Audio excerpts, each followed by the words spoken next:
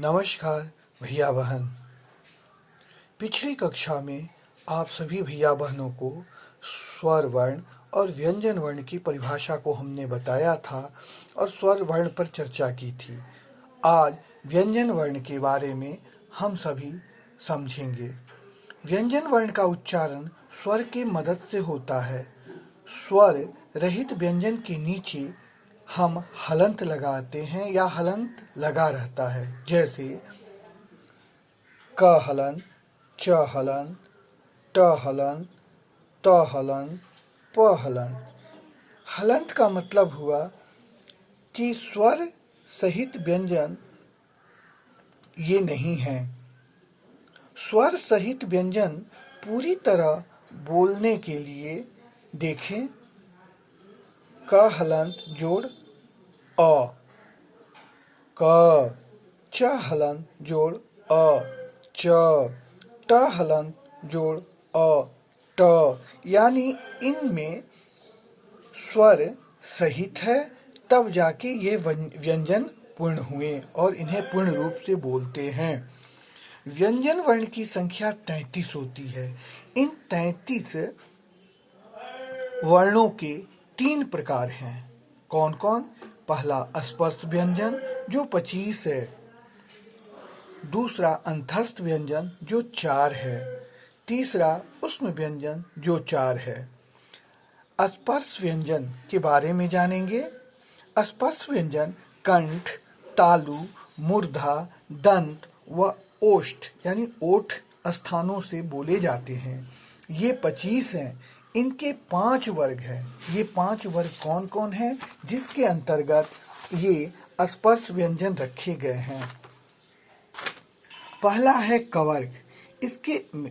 इसके अंतर्गत क, ख, ग, घ, अंग ये कंठ से बोले जाते हैं। दूसरा च, छ, ज, झ, इय चवर्ग ये तालु से बोले जाते हैं। ट, ठ, ड, ढ, अड़ ये टवर्ग ये मूर्धा से उच्चारित होते हैं।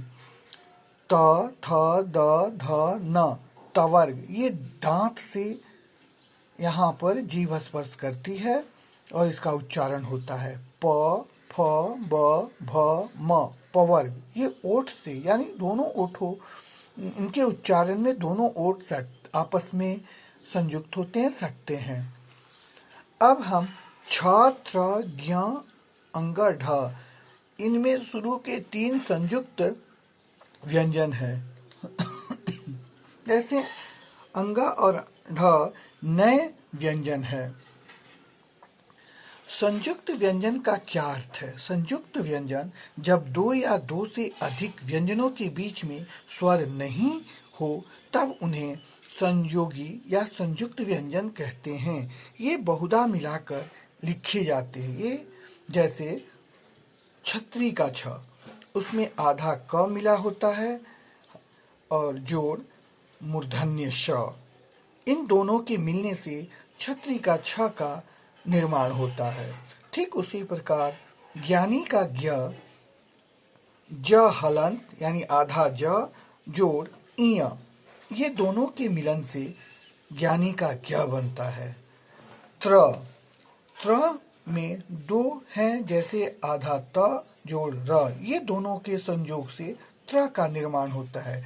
आप हमेशा ध्यान रखेंगे जब संयुक्त अक्षरों को अलग करने की बात आवे और वहाँ जैसे छ आ जाए, ज्ञ आ जाए, त्र आ जाए तो सीधे इसको न लिखकर इसका खंड करके लिखना जरूरी होता है।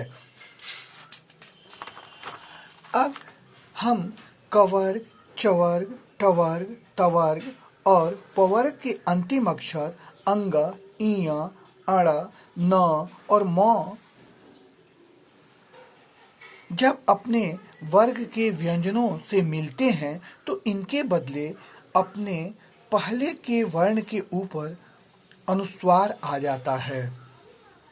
जैसे पंडित, पंडित इसमें मूर्धन्य न और ड ये संयुक्त हैं, तो ये अपने ही वर्ग के हैं। जैसे अपने ही वर्ग की दोनों अक्षर हैं, पंचामक अक्षरों के बीच ये दोनों अक्षर हैं, तो ये जब दोनों आए तो इसको हम ऐसे भी लिख सकते हैं, पंडित। यानी प के ऊपर ड के अगले वाले वर्ण के ऊपर अनुस्वार हम लिख देंगे तो ये सही होगा, इसे गलत नहीं हो माना जाएगा। फिर चंचल, ये चवर्ग के हैं।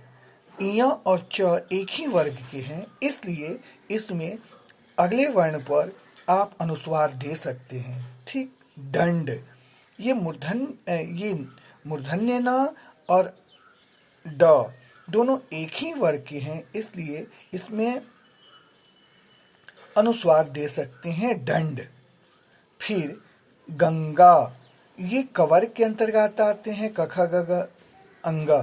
अंगा और ग दोनों एक ही वर्ग के हैं, इसलिए गंगा को हम ऐसे भी लिख सकते हैं, यानी अगले वर्ण के ऊपर अनुस्वार देंगे।